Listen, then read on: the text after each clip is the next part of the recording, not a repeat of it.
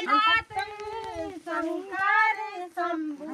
भोलेनाथ शंकर शंभु भोलेनाथ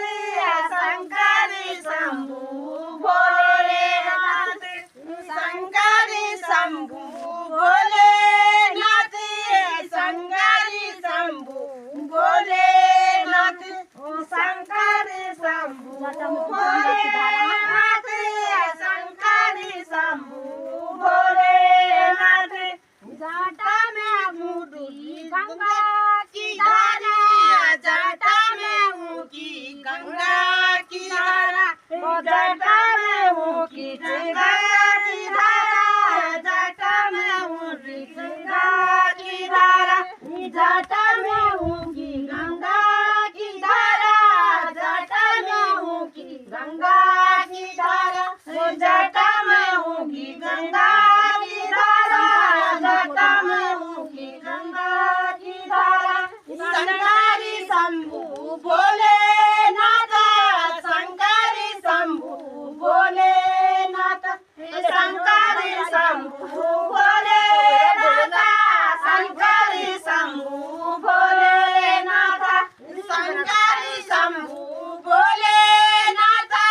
शंकरी शंभु भोलेनाथ शंकरी शंभु भोलेनाथ शंकरी शंभु भोलेनाथ माथे पे मुकी चंदा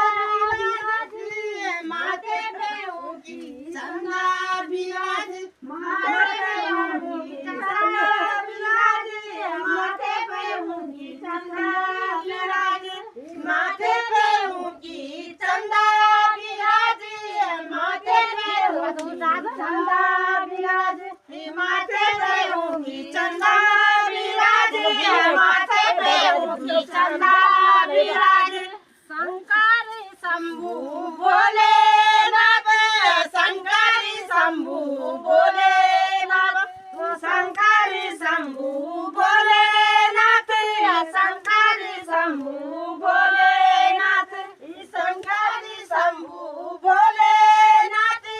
शंकर शंभु भोलेनाथ शंकर शंभु भोलेनाथ शंकर शंभु भोलेनाथ गाले में मुकी सर्पों की माला